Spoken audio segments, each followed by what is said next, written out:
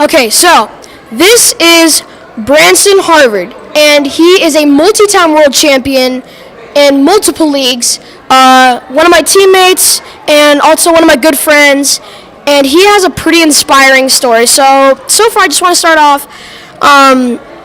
How are you experience? What's your experience on the tournament so far? On this tournament? Yep.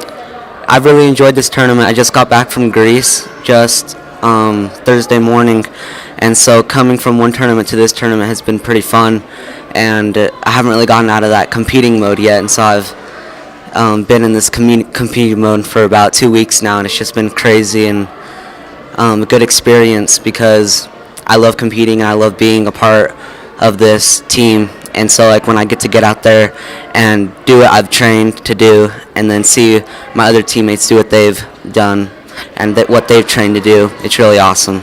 Awesome. So what would you say is your favorite part about this tournament?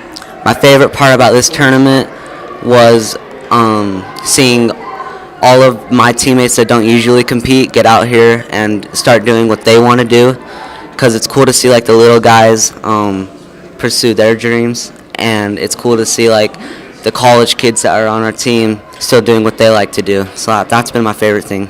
That's really cool. So, as I said before, this kid has a really inspiring story. He's been through some struggles, kind of like I have, but this one limited him a little bit more, in fact a lot more actually, and yet he still is winning world titles, still competing, still an awesome kid. So tell me kind of about some of the struggles you've went through. You hold the mic this time. All right. So a few years ago I was diagnosed with a tumor that was inside of my head, and so we had to get that out immediately. So I went in for surgery, and the surgery took a few hours, and they were able to get the tumor completely out of my head. And so after that, I was in bed for a few weeks, and sorry. You're good. The doctors told me that I probably wasn't going to be able to do karate again because it affected my balance and my equilibrium so much that it probably wouldn't be possible to do the things that I like to do. So that put me in a pretty depressing state, and while I was in bed one day, my instructor Mike Tobin, he walked in and he laid it out to me and said that I could choose to be depressed about this, or I can do something about it, and I can I can either choose to listen to the doctors, or I can put in the work and put in the time and get back on the horse.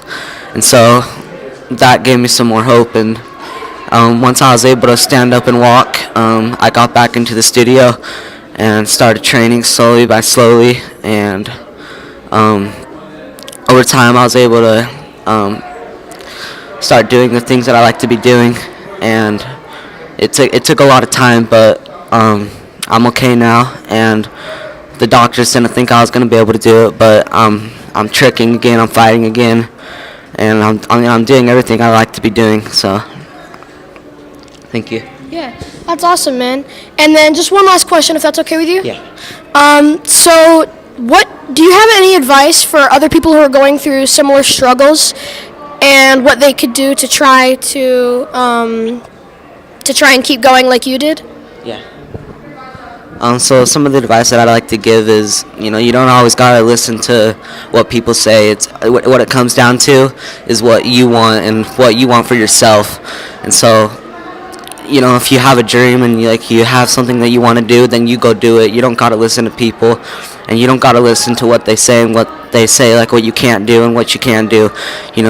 Ultimately you make the decision about what you can and what you can't do. So that's my advice. Wow, that's really inspiring. Thank you very much, man. Thank you. Branson Harward, everybody.